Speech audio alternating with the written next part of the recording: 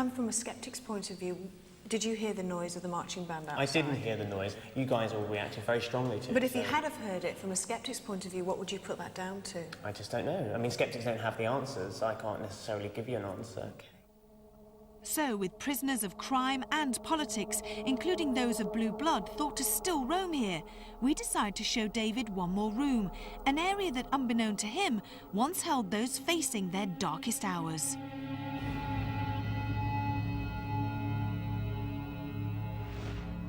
I have a sense of a man in the corner, and he's kneeling and praying. He's praying, well, essentially for his life. He seems specifically to be here, though, because he's been taken from here and murdered, or executed is probably a better word. Is this your political prisoner, David? It could be a political prisoner, and there is a crown above his head, so I don't know if any kings have been taken from here. A political prisoner? Yeah, there's like it's like it's hovering above his head in my vision. This is land that once switched between English and Scottish rule. So did this historic but hostile battle for power see traitors imprisoned here? And with one Scot having sampled life in Castle Keep, we then invited spiritualist medium Gordon Smith to sample this grand design.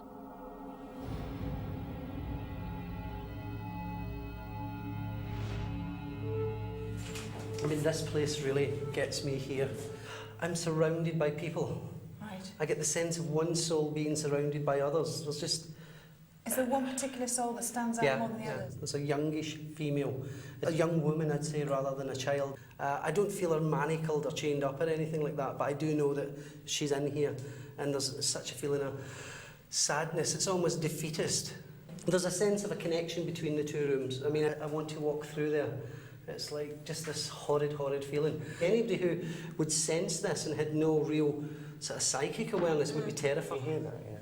People would see... Bang. I heard something. It was like a door banging. Yeah. Sound is the phenomena of this place. Absolutely, it's sound. Interestingly, the Scottish blood that runs through both of our mediums took an instant disliking to an area where more than one Scotsman is known to have suffered. And once more we had encountered a mystifying amount of auditory phenomena. A few of us had already been privy to the torturous tales that exist within the fabric of this former county jail.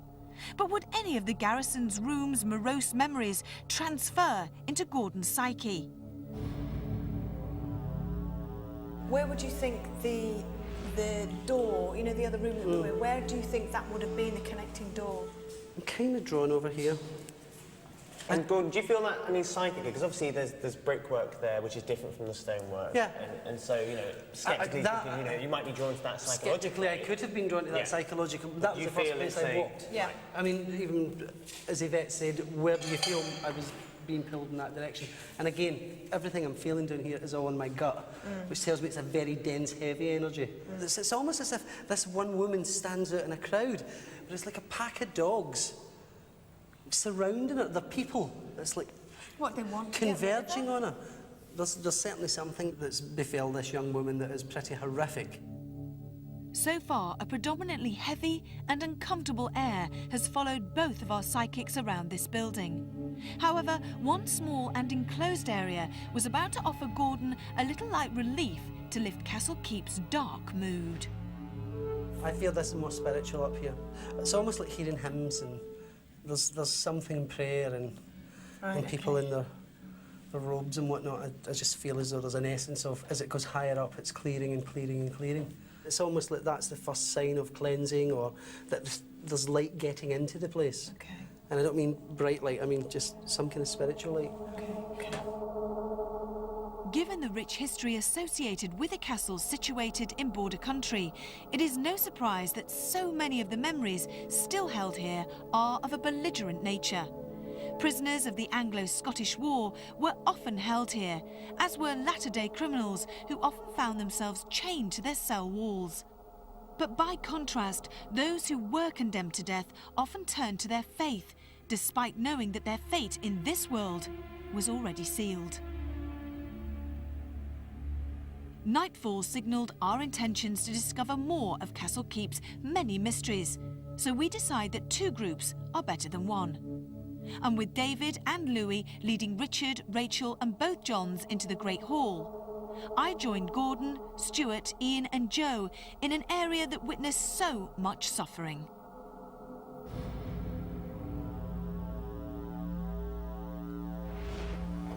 Is there anybody here? Try and talk to us if you can. A noise? Right, come on, you can communicate. All right. Why is that? Come back to Flowers. I want to give somebody flowers. Or I'm holding out flowers to people. It's like a flower seller. Right. Like in, what was the old play? Was it Oliver or My Fair Lady? Yeah. And look. Giving them the flowers. Okay. Come on, friend. Why are you showing me that? Alright, I'm just letting my mind drift into where, back into the building. And as I do that, I'm actually feeling, I'm just getting the sense of everything opening up again. Right. Okay, come on. Such a vision of somebody with, again, almost like goiter eyes. It's Oh God. really strange and... But it's not, I'm not frightened of them, they are frightened themselves. It's like this. Are they here in the room now? This is the sense that I'm picking up now. It's almost like, come on, just come out and be with us. Don't be afraid.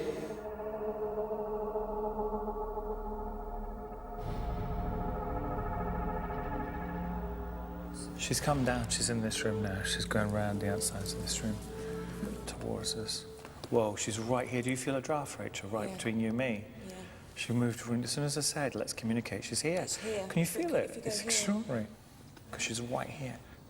It was amazing, wasn't it? Yeah. Straight away. It's right in my face now as well. Okay, let's see if I can get to her. She's either carrying, if it's poppies or roses. Now, spiritually, poppies are for remembrance. Don't forget me, in other words. And roses are, of course, for love. And she was completely not anyone in society. Therefore, she wants to be constantly remembered because no one remembered her actually in life, not death.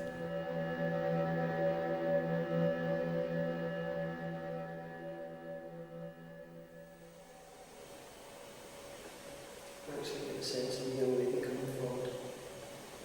Always for help. I feel like the presence really close to me. Because as I'm asking, I'm just getting these flowers, as though she's known by the flower or whatever.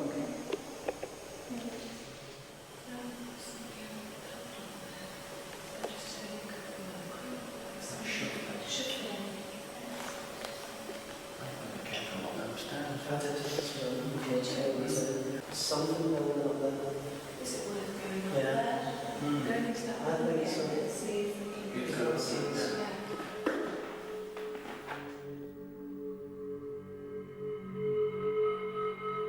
If that was you, please come closer to us. Please, darling, come closer to us and just impress upon one of us, just touch one of us. We want to remember you, we want to know more about you. Might she be interfering with one of my radio mics? What's happening to your radio mic, Johnny? Please, darling, come closer to us and just impress upon one of us. Well, Louis' one's just died. There was a fresh battery in it not that long ago, and it's died. But it just went as soon as David started talking. Despite being in separate places at the same time, David and Gordon have both hit upon the Poppy Girl, a local lass whose tale is synonymous with this building. A disputable claim forced her imprisonment here, where it's thought she soon suffered a fatal attack from the many male criminals also held captive. So, with electrical interference and shuffling sounds accompanying our appeals for activity, were we a step closer to knowing just who haunts Castle Keep?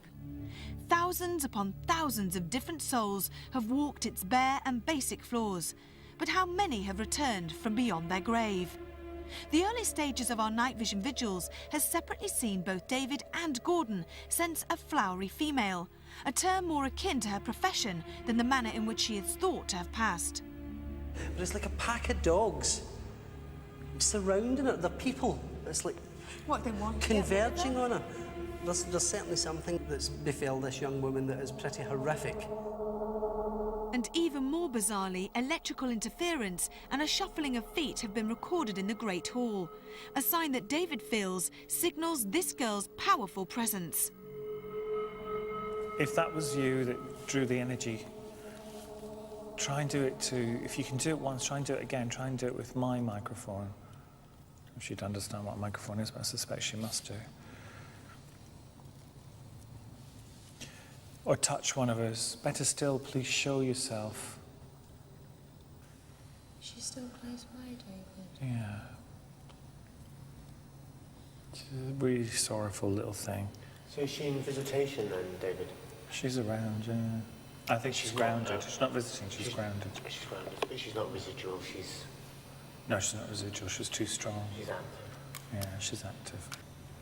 This little slip of a thing, although could be really powerful, you know.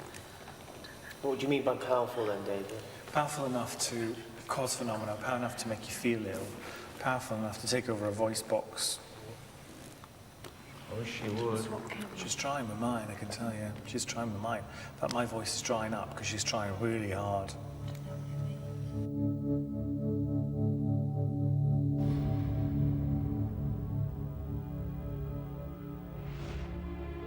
What earlier I was getting where somebody was actually, as if everybody came round. Yeah. It was just like ravaging somebody. yeah. Or She sort of like went sort of to the brick wall and then she went. Yeah. And it was madness. it was actually madness. I was seeing as though people had gone mad, Yeah. and there was a lot of sickness in this building because that's what I keep feeling. Yeah.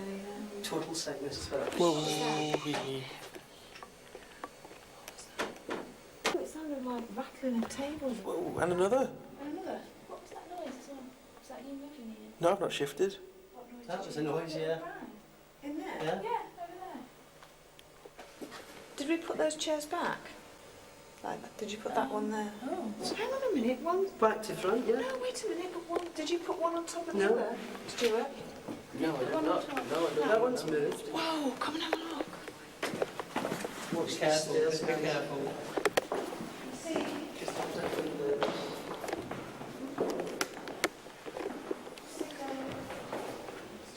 Okay, coming down. What did we say when we went up there? Didn't we say it was like chairs clanking? Oh shit, you did? Wow. And that what's the deal with that one right over there? We didn't put that there. We didn't put that there. These puzzled expressions didn't alter with our immediate discovery that every other investigator had been back in the crew room for at least 10 minutes prior to us hearing the movement of these chairs. And I, for one, am still at a loss to explain what you have just seen. And now it was time for Carl and Stuart to spend an hour in the mezzanine chamber, the same isolated room that had earlier supplied several strange and unresolved sounds.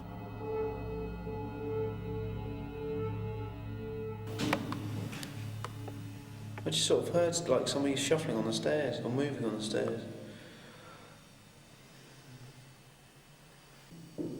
Where's that banging coming from? That's the stairs. It's coming from the stairs. No way. What the is that? You're right, I can't. It's coming from here. It sounded like it was coming down the stairs. Stand up, stand up. Shh. Hey, listen.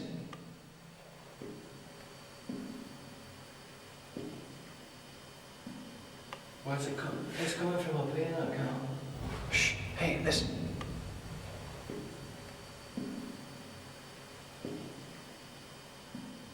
Are you walking up and down these concrete steps? I just heard a couple of look like they were sounded like they were from behind me. What's that? That came from up here, that rock. That came from up here. I know it did, I heard it. It was footsteps. Well, they were heavy footsteps, but there's no one there. No, there's no one there. And this is what members of the crew have been hearing throughout the day, footsteps and various different things. Well, they were heavy footsteps, but there's no one there. No, there's no one there. And this is what members of the crew have been hearing throughout the day footsteps.